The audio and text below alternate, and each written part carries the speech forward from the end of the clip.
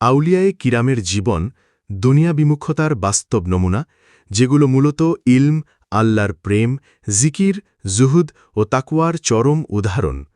উনাদের জীবনী থেকে প্রাপ্ত শিক্ষা আমাদের পাথেয় হবে নিঃসন্দেহে। হজরত বড়পীর আব্দুল কাদির জিলানী রাহমাতুল্লাহি আলাইহি বলেন, যখন দুনিয়া আমাকে ধরা দিল, আমি বললাম, সরে দাঁড়াও, আমি তোমার পেছনে দৌড়াইনি। হজরত ওয়াহাব ইবনে মুনাব্বে রাহমাতুল্লাহি আলাইহিকে একজন বললেন, আপনি এত বড় আলিম, এত জ্ঞান, অথচ আপনার পোশাক জীর্ণশীর্ণ কেন?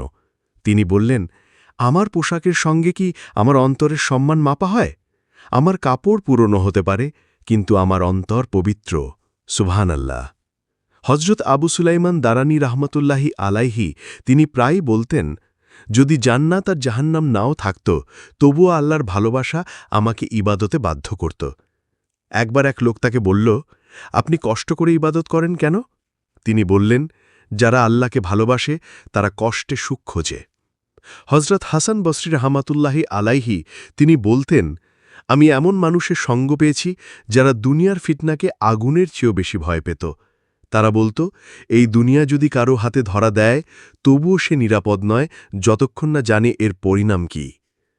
হজরত সররিস সাকতি রহমতুল্লাহি আলাইহির কাছে একজন ধনী লোক এসে বলল, আপনি এত বড় অলি, অথচ চর্মসার, কাপড় ছেঁড়া কেন? তিনি বললেন, আমার মনে দুনিয়া ঢুকলে আমি তা আল্লাহর স্মরণে পুড়িয়ে ফেলি। আমি কিছু কালকের জন্যে রেখে বাঁচি না, বরং ফকির হয়ে মরতে চাই।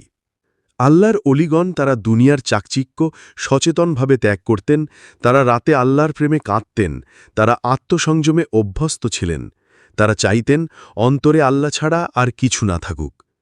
আল্লাহ পাক আমাদের অলি আল্লাদের জীবনীর শিক্ষা থেকে দুনিয়া বিমুখতা অর্জন ও আল্লাহ পাকের মারিফত অর্জনের সৌভাগ্য দান করুন। আমিন।